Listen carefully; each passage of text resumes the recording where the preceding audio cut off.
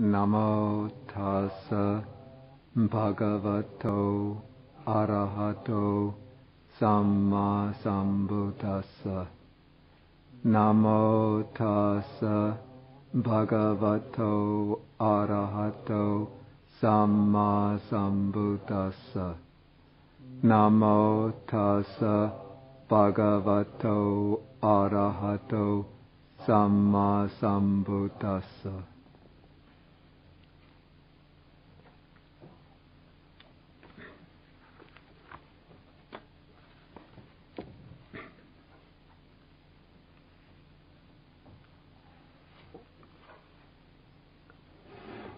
Okay, I'm continuing now with the explanation of the Satipaṭṭhāna Sutta. This is Sutta number 10 in the Majjhima Nikaya.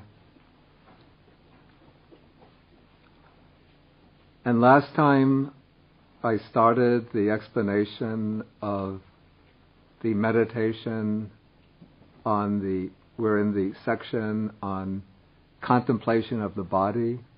This is Kayanupassana. And last time I started the explanation of the section on the meditation on the parts of the body, the bodily parts, what is commonly called the Asubha meditation. This is the meditation on the unattractive nature of the body.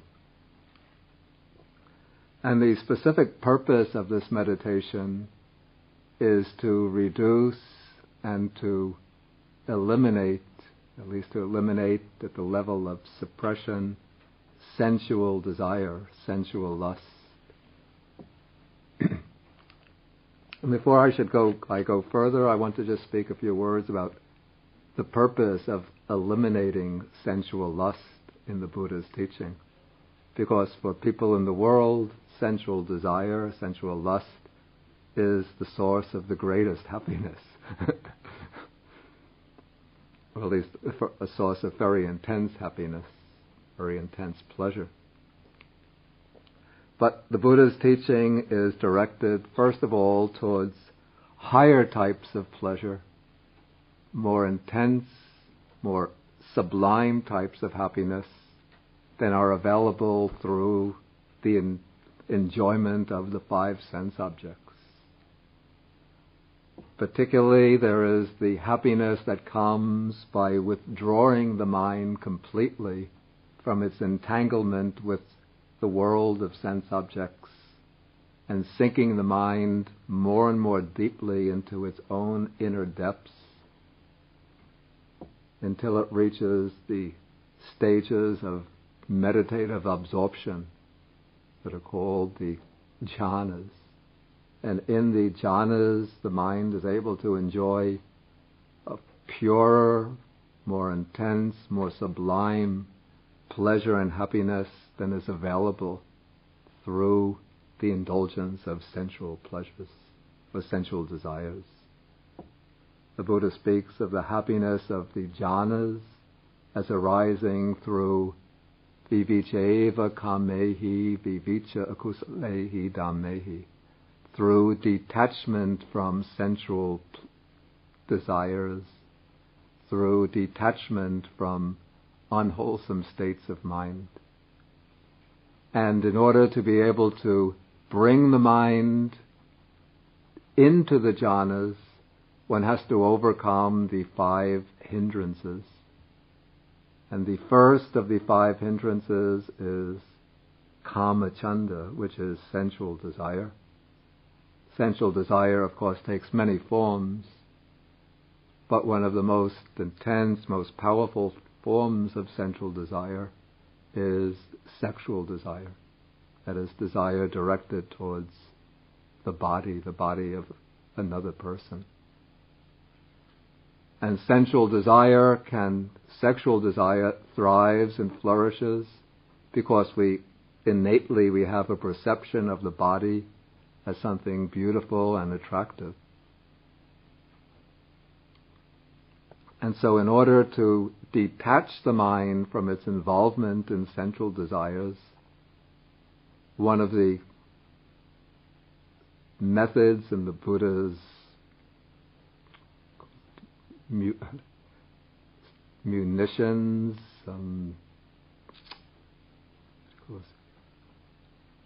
place where one stores munitions, arsenals, in his arsenals. In his arsenal is this method of contemplating the unattractive nature of the body. This is not a meditation which perceives things the way they truly are. This is not a type of insight meditation, but it's what I would call a strategic meditation, which replaces one type of perception, the perception of the body as beautiful, attractive, with another perception, sort of artificially created perception, focusing upon a particular aspect of the body, which is its looking beneath the surface, its unattractive nature, its sometimes even its repulsive nature.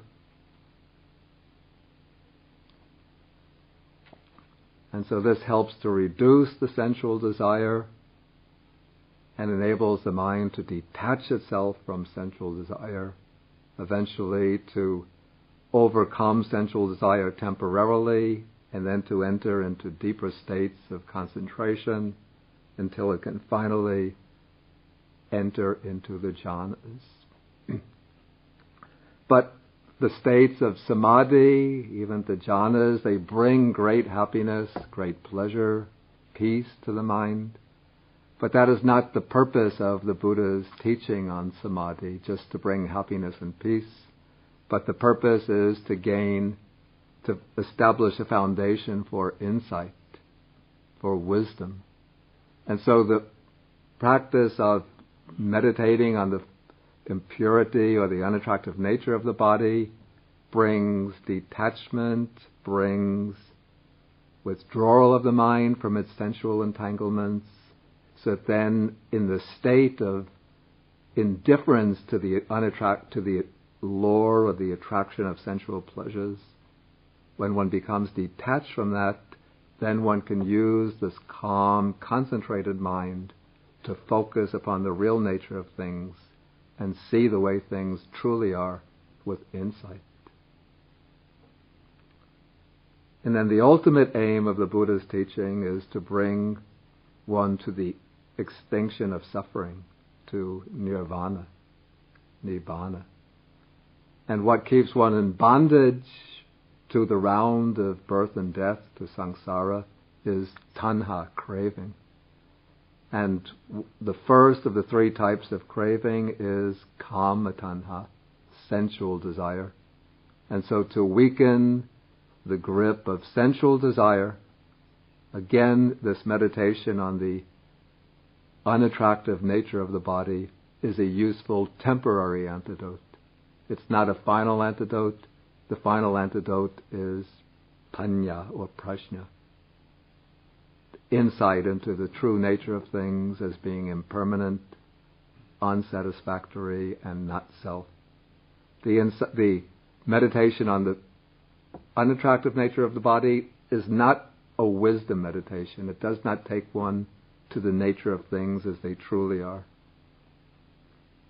It's just, we call it a provisional meditation, which helps to establish a platform from which one can go deeper into penetrating insight. And also it's a meditation which is not universally recommended, but is recommended for people with particular temperaments, particularly for those who are troubled by sensual desire. But in fact, I have to backtrack on what I just said. Almost all human beings have sensual desire. So to some extent, it's useful for just about everybody. To some extent. But some people have to practice it more than others. Okay, last time I explained how this meditation, it's described in the Satipaṭṭhāna Sutta. And I said that one, in order to learn the meditation properly, one has to go through, first verbally recite the different parts of the body. And I explained how one does this. First one has to get familiar with the parts of the body, preferably by direct inspection if possible, if one doesn't have the fortune to be able to see the actual parts of the body in some way, witnessing an autopsy, going to how else does one do it? Getting permission to attend the open surgery.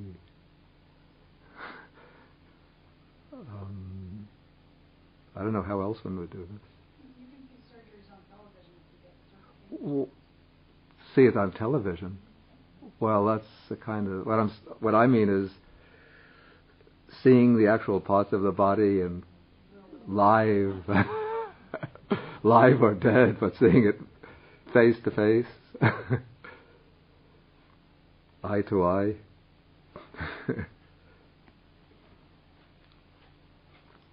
The second best is to see either on television or computer screen or physiology, anatomy textbooks.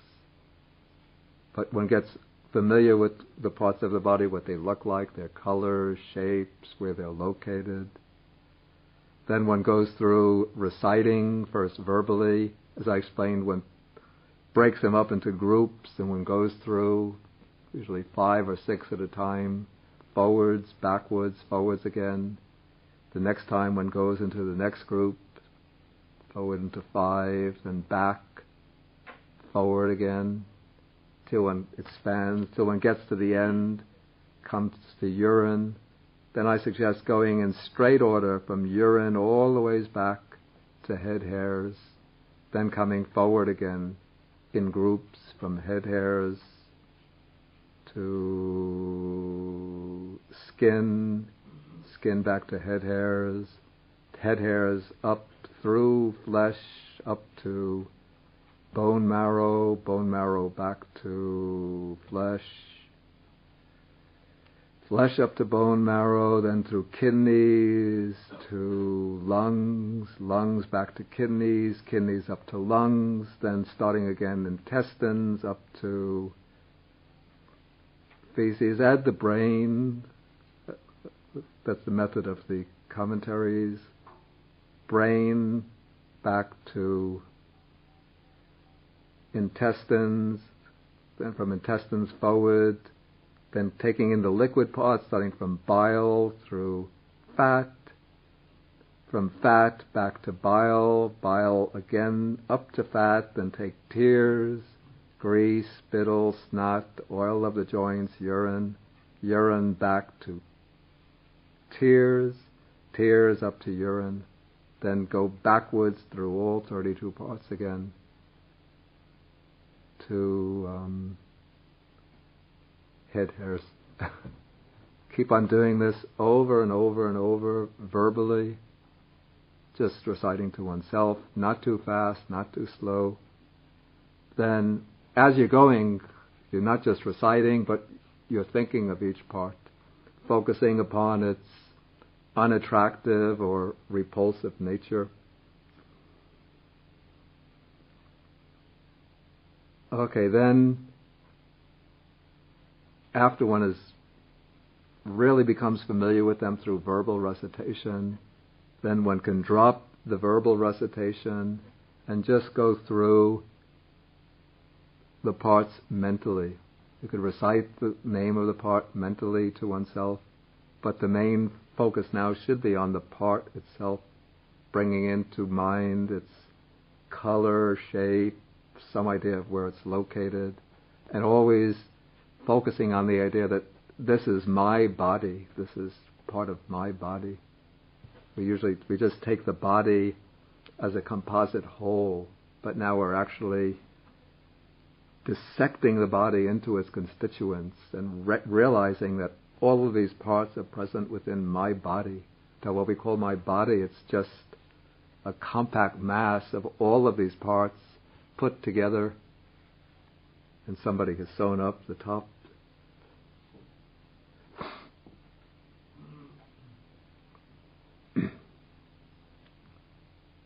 Okay, the advice is to go through following the correct order, Not going too quickly. If you go too quickly, then it just becomes a mechanical routine, and then you're not really able to focus in finely enough upon the repulsive or unattractive nature of the part. But not too slowly, because if one goes too slowly, then the mind tends to wander off, or to get lost in too many details surrounding the part. And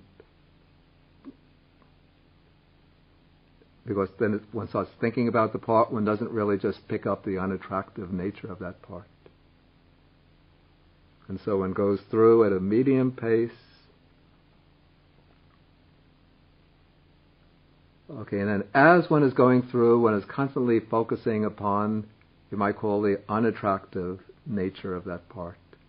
Sort of letting the details about the part recede into the background and just seeing it as something which is unattractive, repulsive, but not feeling aversion or loathing towards the body, but just something which will help to reduce, to cool off, you could call it the heat of sensual desire. Okay, as one is going through these 32 parts, after one gains a great deal of familiarity with them, one finds that it's not necessary to use so many parts. One can then start dropping off parts. The Visuddhimagga, that's the path of purification, suggests dropping off parts gradually. But I think that makes the method a bit too complicated. What I suggest is that when one gets familiar with all the 32 parts, one just simply reduces them to 4 parts. Or if one wants, you could bring in 5. Skin, flesh, bones, blood. And if one wants, one can just bring internal organs, just taking them as one lump sum, instead of taking the individual organs. So you get all of them, heart, liver, lungs, intestines, all of them just packed together, just letting the unattractive nature of those parts stand out. And then one just goes back and forth with these 4 or 5 components. Skin, flesh, bones, then in brackets, whether one wants to or not, internal organs, blood, and blood, internal organs, bones, flesh, skin. One can keep on doing this back and forth for a long time. And that will help to generate a strong, you call it asubha sanya, perception of the unattractive nature of the body. But this meditation can also be used for absorption, for jhana. And if one is aiming at jhana, then what one does, at a certain point when one has reduced the meditation just to a few parts, out of those few parts, one will find one part stands out as particularly distinctive in one's perception. Then one drops all the other parts and one just focuses upon that one part. For many people, for many meditators, it's the bones that become taken as the object of meditation, the skeleton. For some it might be the heart, or the liver, or the muscles.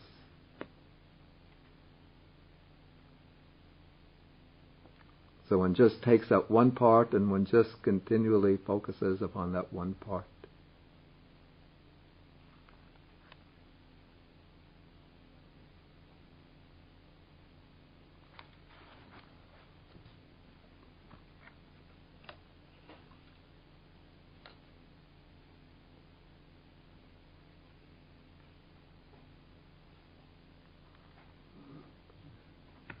Okay, so this is the meditation on the unattractive nature of the body.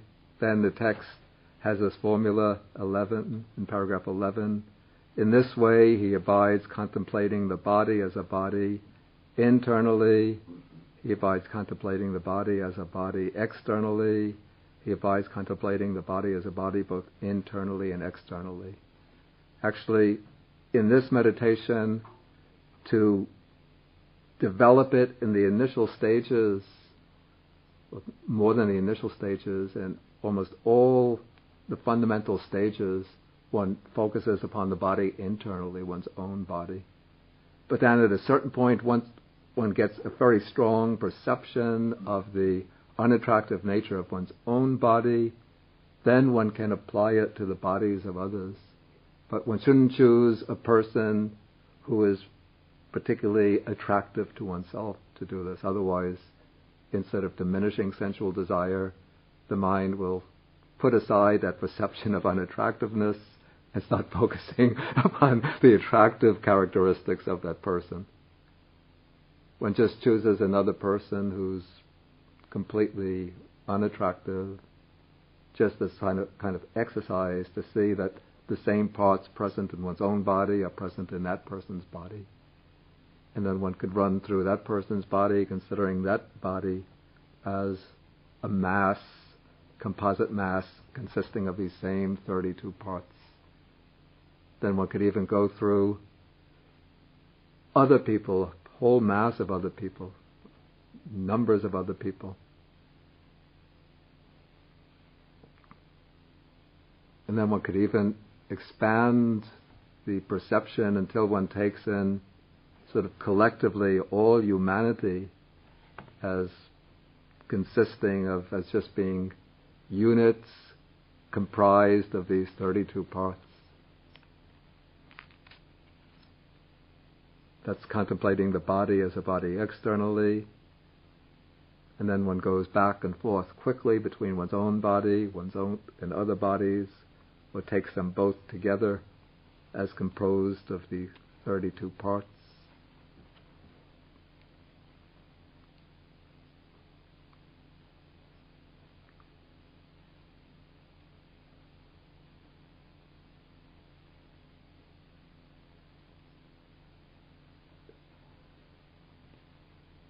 And then to develop insight at a certain point, one could, at this point one is really leaving behind the perception of unattractiveness and turning to the contemplation of the arising and passing away of the body. This is contemplating the nature of arising, the contemplation of vanishing.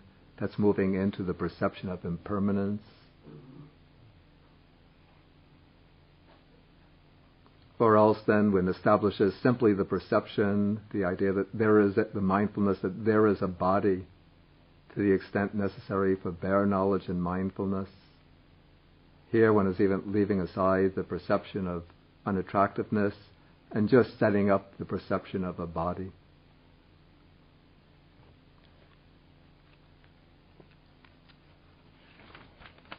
Okay, before I go further, I'll ask if there's any questions on the contemplation of foulness or unattractiveness.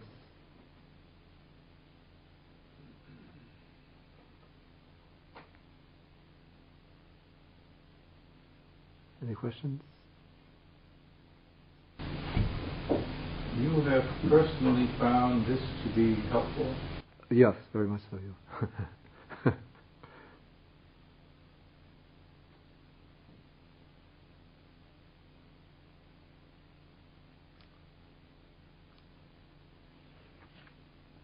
Okay. You mentioned that this meditation can be used for jhana. Yeah. That you would focus on one part. Particularly sort of have a strong impression. I recall when we were doing our jhana discussion that we would, for instance, with a casino object, that you would look at it, and then you get an image in your mind of it, and then there would be that moment when you weren't really grasping, and then sort of the image wasn't there anymore, but it was still there. Is that sort of something similar that would happen here? I mean, could we just replace the bones with Kasina in that earlier discussion to the jhana? Yeah.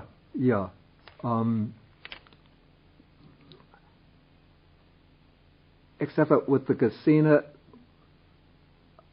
the way you stated it was, I think, somewhat a little different from the way I explained. With the Kasina, one works with the object constantly in front of oneself. So that one has the Kasina, a disc, for example, say a color disc, or a disc of clay representing the earth, Kasina, and then one is looking at it for a certain time, then closing the eyes and visualizing it, then opening the eyes again a little bit to look at it, then visualizing, opening the eyes, then closing and visualizing, until one reaches a point where one could visualize the disc with one's eyes closed and see it just as vividly as one would be able to see it with the eyes open. At that point, one doesn't need the physical object anymore. And then one can leave behind the physical disc, the actual disc, and just go on focusing upon this visual image of the disc. With the parts of the body, one generally, I shouldn't say that. I was going to say that one generally doesn't have the advantage of having them continually in front of one.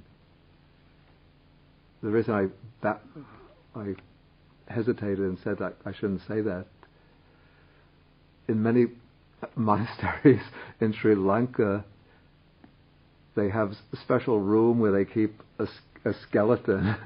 They get them from the mortuaries. Usually it's sometimes a beggar who, I guess, whose body who dies, and then nobody claims the body. Then after some time, I don't know how it works, but they get skeletons and then they give them to the monastery. And so they will keep the skeleton there, and then if monks want to do this meditation on the bones, they will just go into that room and they'll be able to sit there and get the visual image of the skeleton. And then continue, that way they can continually refresh their visual memory of the skeleton. Other parts of the body, especially other internal parts of the body, it's not so easy to continually refresh one's memory of what they look like, except by pictures of them. Would you please explain the simile back in two ends? I have to say I'm not quite sure what that might be.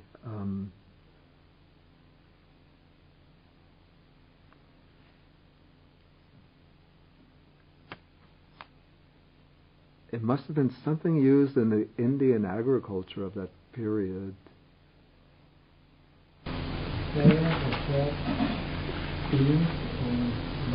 Yeah. Opening. Yeah. Top of it and underneath. Yeah.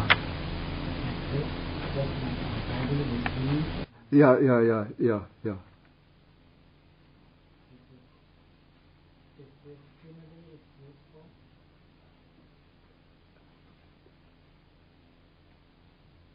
I don't know if that's the intention. One can make that comparison. I don't know if that's the intention. Well, maybe that's a good way to look at it, yeah. I thought you wanted me to explain what that bag, what exactly that bag was. It must have been something used in that period for some purpose. I don't know what.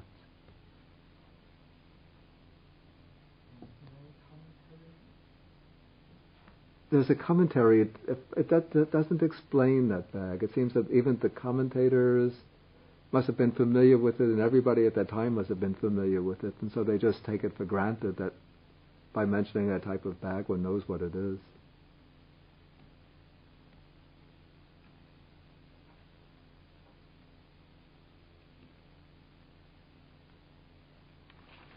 Okay, shall I go on to the next section? This is section 12, the section on the 4 elements.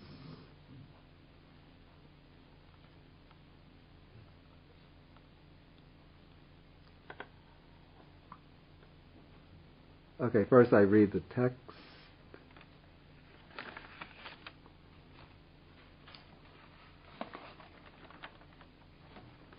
Okay, again, bhikkhus, a bhikkhu reviews the same body, however it is placed, however disposed, as consisting of elements thus. In this body there are the earth element, the water element, the fire element, and the air element. Then a simile. Just as though a skilled butcher or his apprentice had killed a cow and was seated at the crossroads with it cut up into pieces, so too a bhikkhu reviews the same body, and so on, as consisting of elements thus. In this body there are the earth element, the water element, the fire element, and the air element.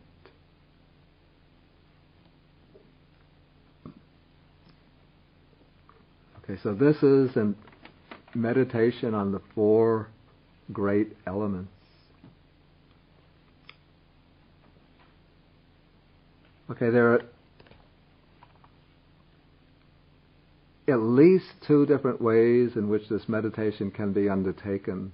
One is mentioned in the suttas. One is a very concise way, which is the way explained here. One simply contemplates the body as consisting of these 4 elements.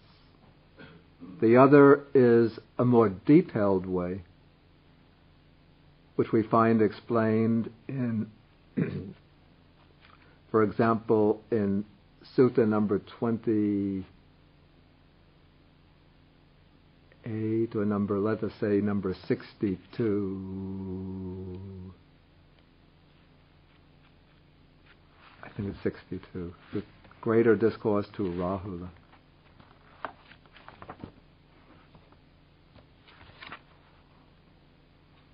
Right. Maharahulovada Sutta. If you turn to page 528,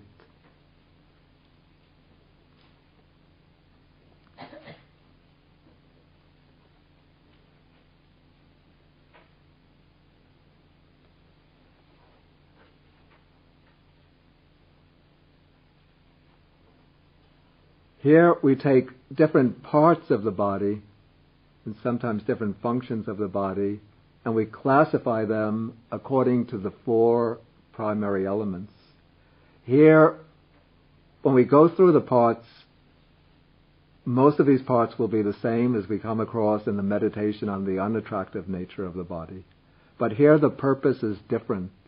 Here the purpose is not to generate a perception of unattractiveness, but it's rather to be able to understand how what we call the body is constituted out of these 4 primary elements.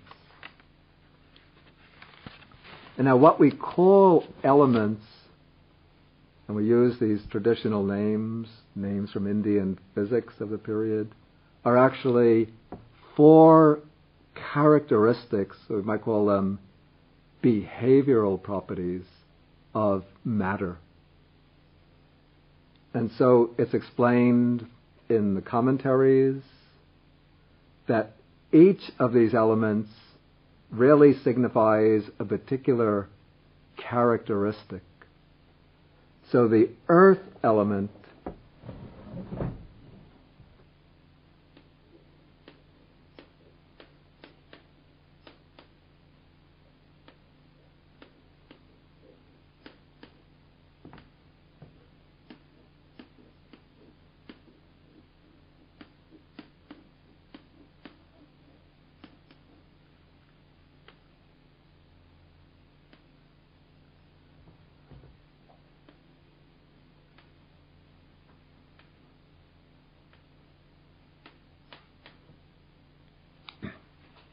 Okay, so these are what the elements represent. The earth element has the characteristic, the primary characteristic, is that of hardness, or stiffness. But when there's deficiency of the earth element, then it manifests as softness.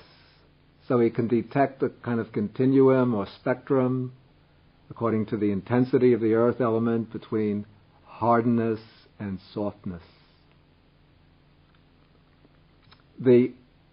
What's called the water element is actually the property that is responsible for the cohesion of material phenomena.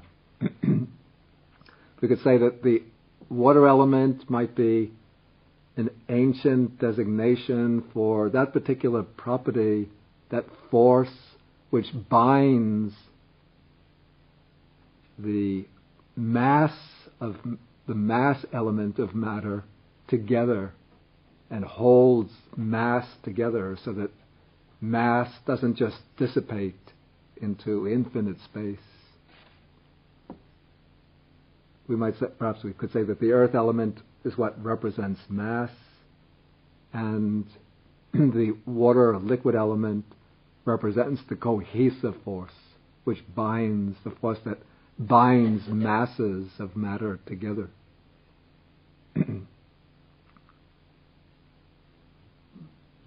But experientially, the liquid element manifests as a flowing quality within experience.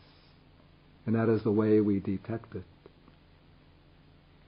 So when there's a preponderance of the liquid element, we experience a flowing quality.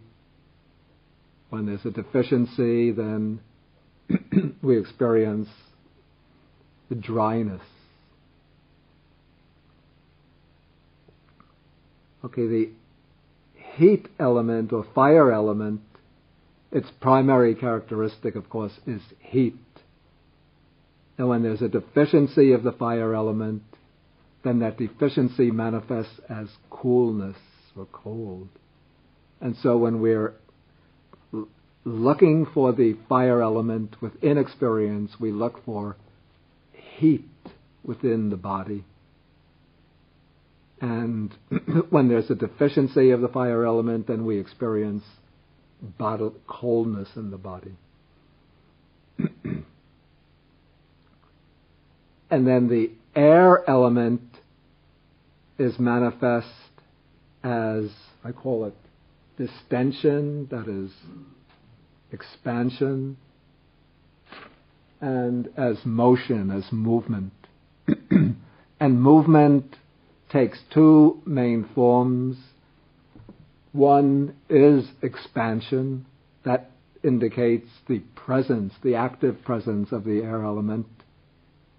And then when there's a deficiency of the air element, then the motion moves in the opposite direction, compression.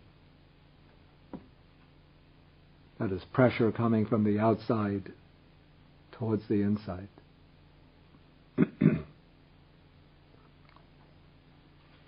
Okay, so when we go through the body in detail, investigating the elements in detail, then we use the method indicated in the Maharahulovada Sutta. That's on page 528. Whatever internally belonging to oneself is solid, solidified, and clung to, that is, all of these parts, 20 parts, from the head hairs to, well, goes to feces, but later texts include the brains. So going from head hairs to brains, all those 20 parts symbolically represent the earth element. Because actually, and according to the Buddha's teaching, any unit of matter contains all four elements. The four elements are inseparable. So even, say, in what is hard and the most hard and solid part of the body, what represents the earth element par excellence, the bones, let us say. In bone matter there is also liquid. The bone matter has heat, that's the fire element. And though the bone appears, even though it appears to be still, motionless, but if one looks through it with a powerful microscope, one will see the molecules are in constant motion. There are constant tensions within the bone as different movements of molecules from one section to another take place. That is the activity of the air element. But just taking it by represent what is most prominent, these 20 parts signify the earth element. Then the next section we have 12 parts representing the water element. That is whatever is internal, belonging to oneself, whatever is watery and clung to. That is the 12 parts from bile through urine. Or whatever else internally belonging to oneself is watery and clung to, that is called the internal water element. Then the fire element, paragraph 10, the internal fire element, whatever internally belonging to oneself is fiery and clung to. That is that by which one is warmed. This is the internal bodily heat. By which one ages. This is because in the Indian conception it is the bodily heat that causes one to grow old. Just as if we take a fruit, say an apple, we put it in the refrigerator where it's cold, it'll stay fresh for a long time. If we leave it out in the open where it's exposed to heat, it quickly oxidizes, so it will decay more quickly. So heat causes things to decay more quickly.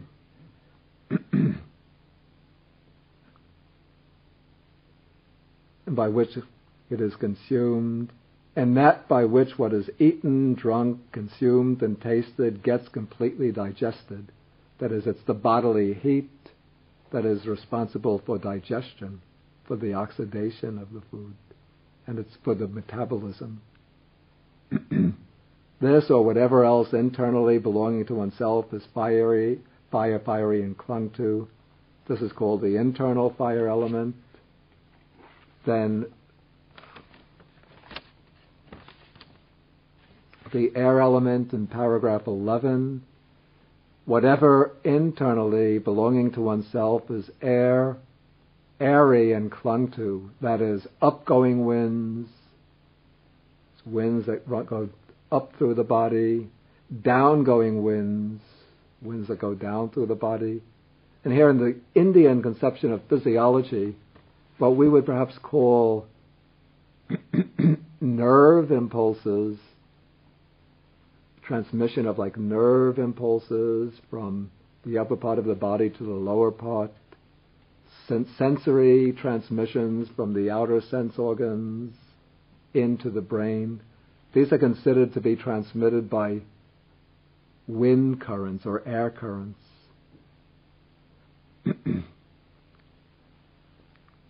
So upgoing winds, downgoing winds, winds in the belly. When one belches, that's the belly wind coming up. Winds in the bowels. Winds that course through the limbs. Again, it's the motion of the limbs is considered to occur because different air currents go through the limbs and cause the bending and stretching of the limbs, the movement of the legs, movement of the arms. Then in-breathing, out-breathing, or whatever else internally belonging to oneself is airy and clung to. This is called the internal air element. Okay, so this is a detailed way of doing the contemplation on the elements.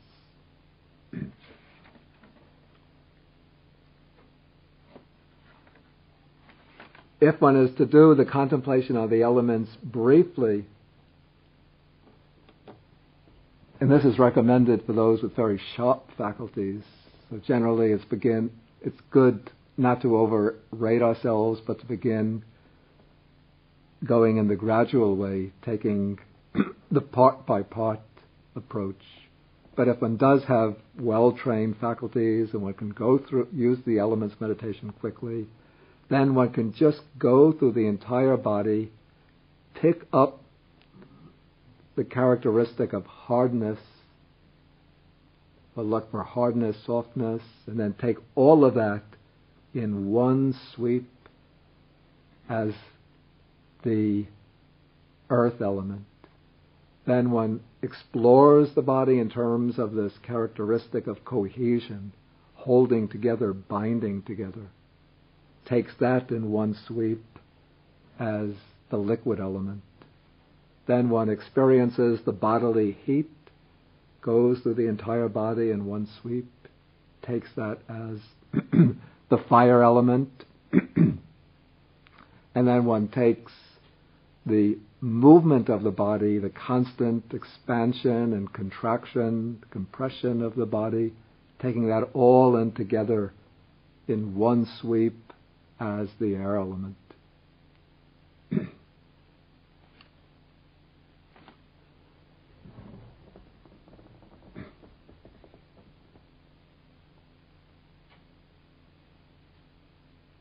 Okay, there's another way to go gradually through the elements meditation.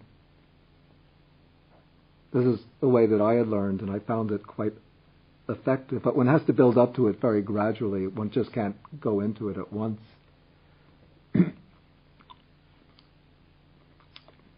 One has to go through a certain period of doing something like mindfulness of breathing meditation to sensitize the mind. Then one goes through the body part by part, feeling each part, not in the way that Goenka teaches by, taking slices, but one takes whole parts. First, the head, taking it all together, then goes through neck, then one will go through upper arm, lower arm, hand, doing it left, right, and turn, taking chest, belly, lap, legs, then going up the back, buttocks, back of the neck, back of the head, till one becomes very, very familiar with the body. One has to do this many, many times till one becomes extremely sensitive to the body, what's taking place in the body at very subtle levels. Okay, then one seeks out, after one gains that sensitivity, one seeks out the earth element. The way one does this, first, one takes something which obviously has the characteristic of hardness. It can be, what's the most evident, is just to take the sensation of the teeth clattering together. One can touch the fingernails or feel the compression. This is not the compression of the air element.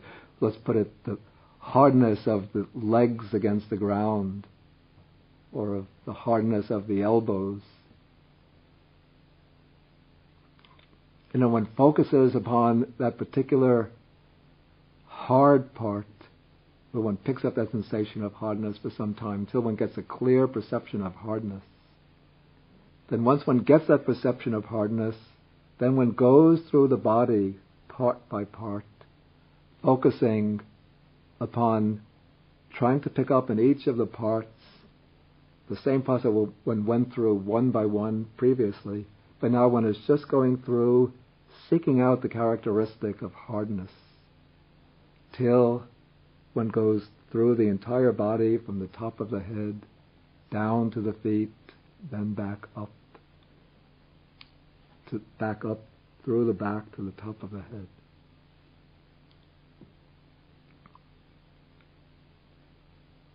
Okay, then to get the water element, one could go about this either looking for the sensation of cohesion, which is very subtle and very difficult. If one is very sensitive, one could pick it up.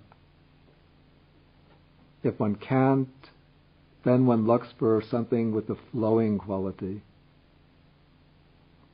The most obvious is saliva. And so one could even take some water and drink some water to moisten one's mouth. And then one gets that sense, it's very clear perception of flowingness through the saliva. Then one starts going through the body part by part, picking up to the best of one's ability the sensation of cohesion or the sense of something flowing in the different parts of the body, till one has explored the whole body part by part in terms of the flowing sensation. Then one takes the heat, bodily heat. One looks for any part of the body when one feels special heat. Like sometimes one feels in a particular part of the body a flash of heat, or really if one just focuses on any part of the body long enough, one will be able to pick up the bodily heat there. Then one focuses upon that bodily heat, then one starts going through the body part by part in terms of the bodily heat.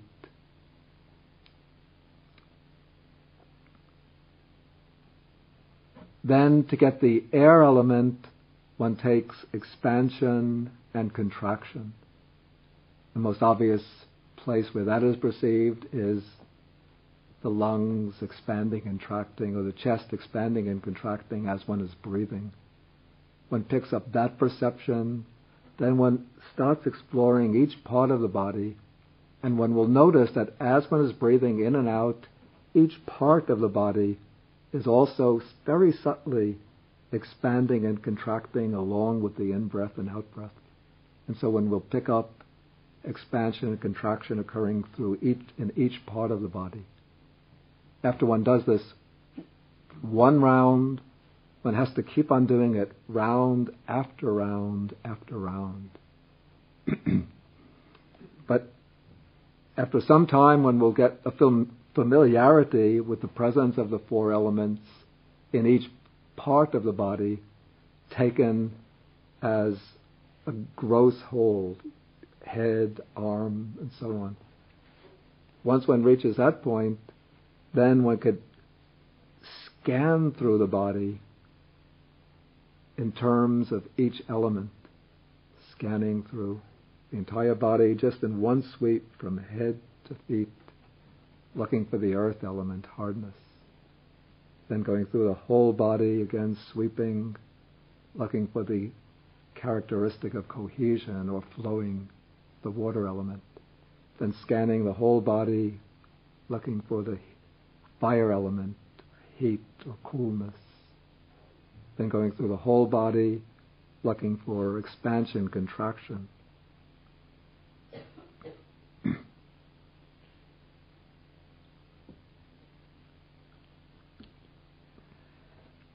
Then once one is able to scan the body in terms of the four elements individually, then one takes the grosser parts of the body again, but instead of focusing upon the elements individually, one focuses upon in each part how the four elements are present simultaneously, until one can get the perception of the four elements indivisibly present throughout the whole body.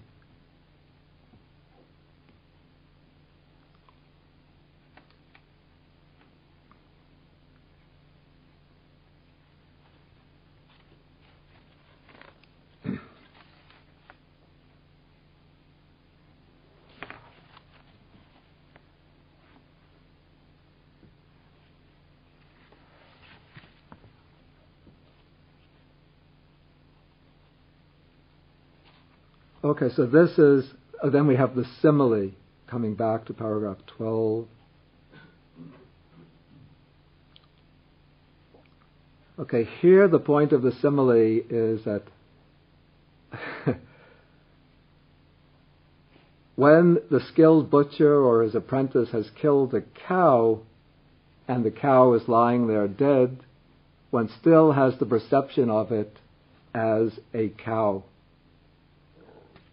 But when the butcher has cut the cow up into pieces and lays them out in its butcher shop at the crossroads, or has them hanging up on hooks in the shop, one no longer perceives them as cow or as animal or creature, but instead one just perceives them as different pieces of meat. So in the same way, as long as one has not perceived the body in terms of the elements, one grasps upon the perception of the body as a whole and sees the body as a person, a living being, a self, an entity.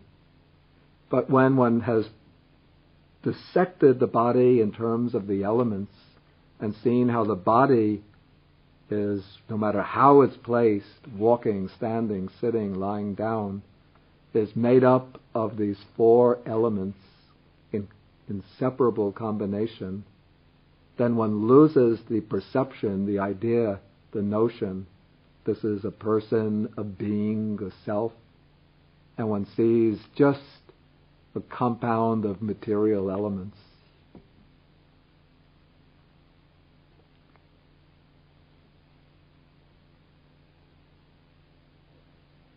Okay, then according to paragraph 13, one applies this contemplation of the elements in regard to the body internally, externally, both internally and externally. Then one goes through it in the same way as in the other sections.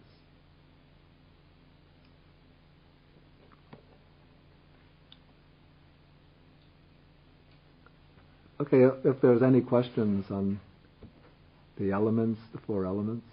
I have a small question, and maybe larger. The small question was, in each of these paragraphs, the recitation, say, of water, watering and cleansing. Yeah. Fire and cleansing. Yeah. Air and cleansing. Yeah. Is this cleansing there in Tanha, sense of attachment?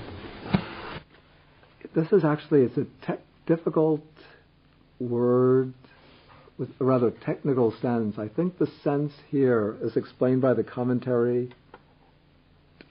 Just to make it rather simple, I think we might render it organic. It seems to be, one shouldn't take it too literally, but it seems to have been like, we call it an idiom of usage at that time, basically representing organic matter, as opposed to anupadina, not clung to matter, which would be non-organic matter. And that was the little question? That was the little question. Okay, then you said there was a big one?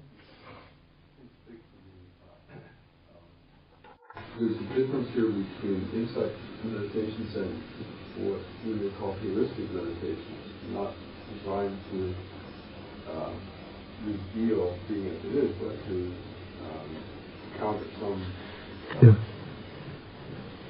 exaggeration in our perception. Yeah.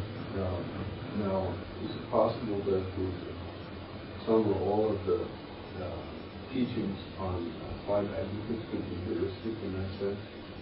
Maybe heuristic. I know what heuristic means because I was a philosophy major. Can you explain this to some other people who might not be familiar with this word? Well, it's something that for the purposes of educating, to make a point, not literal or not meant to incite. Okay.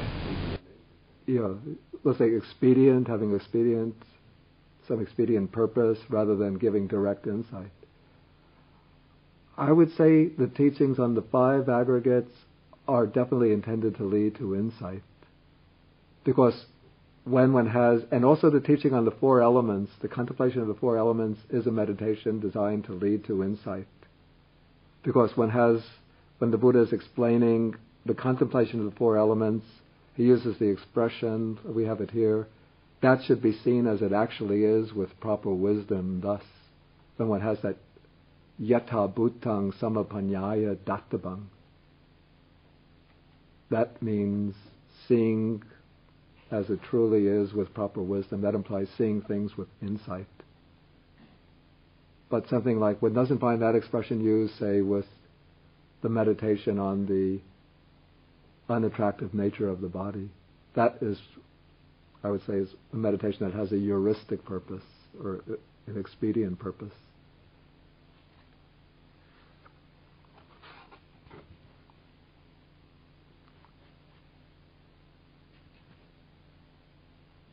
Did somebody hear? I saw. Sharon. What's the feeling of? You mean the last stage of the four elements spontaneously and happening when spontaneously happen? What does it look like? I mean, feel like. The last stage? Yeah, the four elements spontaneously and happen. And the first is like because it's internally. Yeah. And one feels that, right? Yeah. What do you mean by the last stage? Like the four elements. Yeah. It happens sometimes without the order, right? Without any order. Well, because everybody has a different body, the function, right? Yeah. Sometimes probably the fire comes first, and then when you meditate. Yeah. And then coming for meditation. Yeah.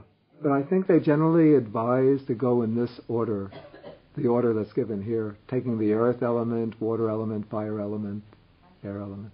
Usually. That's because that's the way it's taught. So teachers who teach actually, I shouldn't say that, because at least the person who taught me, I think, began with the, if I remember correctly, began with the air element. Yeah. Different times. Yeah. Sometimes still. But usually you are right. The fire comes first. I mean, fire, you can feel that. And then the wind. The heat is a little bit more difficult, because one has to be quite sensitive to one's body to pick up the bodily heat. The air is the more obvious, because one can begin with expansion and contraction of the body while breathing. And that helps to make the body, the mind more sensitive. Then one can pick up the earth element. The most difficult, the most subtle is the water element, the liquid element. And then when people pass away, the beings pass away, and it's just like that, earth, water, fire, air, and it's orderly. Like it happens, the syndrome. I don't know if there's any order to their dissolution. If I remember, I had read many years ago that book by Sogyal Rinpoche called The Tibetan Book of Living and Dying, which is based on the Tibetan Book of the Dead. And that describes some order in which the elements cease to function within the body. But that's according to a Tibetan scheme. But in the Pali sources, whether suttas or commentaries, no order is mentioned to the cessation of the functioning of the elements. It's just that when the life faculty is cut off, when vitality leaves the body, then one just has the four elements remain, but they're no longer living elements. It's just the body becomes just four inorganic elements, just like external matter.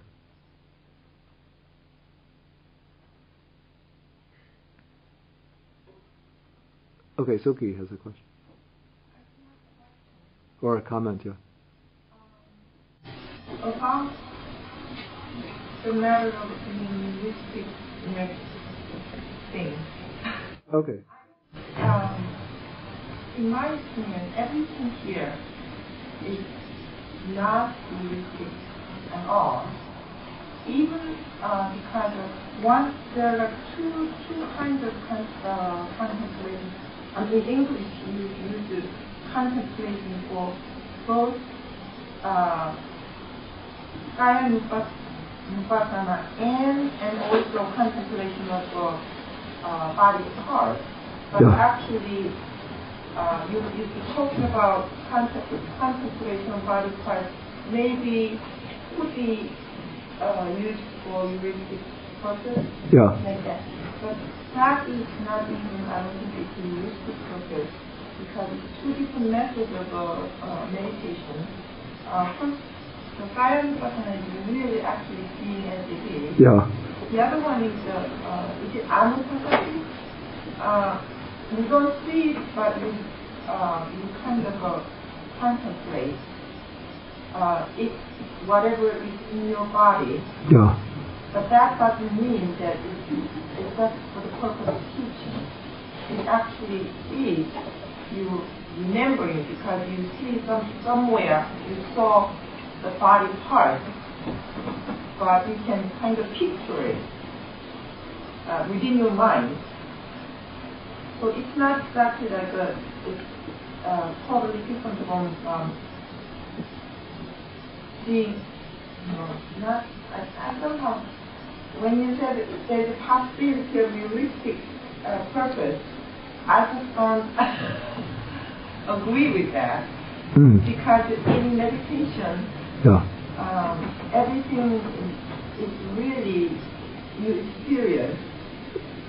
Either you really see it, or you visualize. Yeah. So that's one thing that bothers me. You really see it, or you visualize. Yeah, I should say.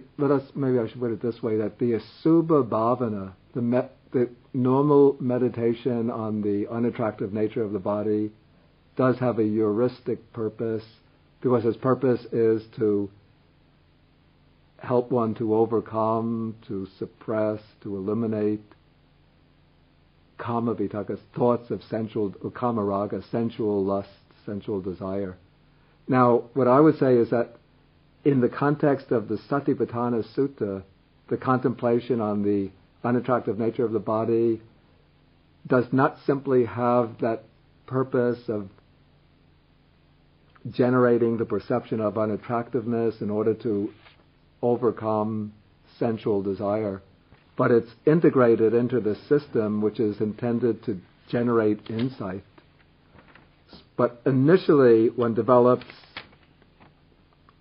the perception of the unattractive nature of the body by going through the bodily parts, and that will incidentally be helping to remove sensual desire. But the meditation on unattractiveness in the Satipaṭṭhāna Sutta is intended to lead into the contemplations of paragraph 11, being able to apply this perception first internally, externally, then both, then to move into the contemplation of the arising and vanishing of factors in the body. And then that contemplation of arising and vanishing, that is insight. And so here the contemplation of unattractive, or the perception of unattractiveness, or meditation on attractiveness, it doesn't stand alone, but it's part of a more comprehensive structure which is designed to lead to the perception of impermanence, to insight. Is that... Yes, but all of these Satipaṭṭhāna meditation leads people to realize the perception of impermanence. Yeah, that is so. Right. That is so. So, Okay, you have some other? One other, it's not can I just... Go ahead. Regarding that simile of the bag of grain. Yeah. I heard one very good teaching, and I thought I like to share. It helps me. When you look at the back of a frame, it is like a person with a good eye see all the different frames. And the most important part is this. When you see each frame, you don't say, oh, this frame is beautiful. Oh, this frame is ugly. You don't say that. You just look. Then each, this is just right. This is the thing, whatever. Just like that. You go through your parts of your body. You don't exactly hate. Or you don't really say, oh, this mind is so beautiful. You don't say that. It's just as a detachment. This is just part and part, all those from very parts or whatever. I don't think there's an exact parallel there. Because when you're looking just at the grains, you look at them with complete detachment. But if this is, the text does use this full of nanapakara suchino. It uses the expression asuchino, impure things, and it's designed to generate this perception of asubha, of unattractiveness. And according to the instructions that come in, the commentaries, one is supposed to focus upon that particular aspect, the unattractive nature of these parts, in this meditation. And this is where it differs from the examination of the same parts of the body in the elements meditation. In the elements meditation, one is not considering the parts as either beautiful or unattractive or repulsive. One is considering them one is completely in the neutral gear, considering them just as elements. Earth element, water element, fire element, air element, neither attractive nor unattractive, but just elements. Okay, I think we have to stop. Okay, that's one quick question. You talked about how the five hindrances relate to jhana meditation. How do the hindrances, we have to overcome them before we can attain jhana. How do the hindrances relate to this meditation, Satipaṭṭhāna meditation? We come to that in the Dhamma, contemplation of Dhammas. So we'll discuss it there. Okay, shall we ready to close? Okay, we do sharing of the merits. Share the merits with the devas and other beings.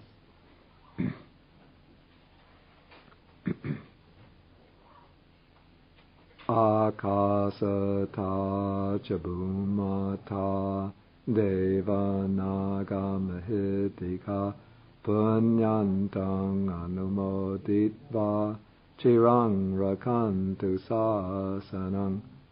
Akasata chabhumata deva naga mahitika punyantang anumoditva chirang rakantu desanang. Akasata chabhumata deva naga mahitika punyantang anumoditva chirang rakantu mang parang.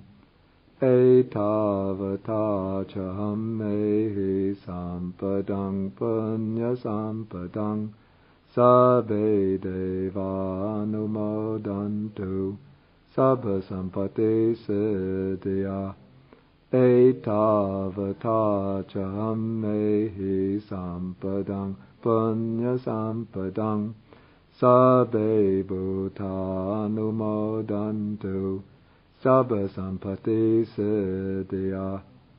etavata cha amhehi sampadang punya etavata cha amhehi sampadang punya etavata cha amhehi sampadang punya etavata cha amhehi sampadang punya etavata cha amhehi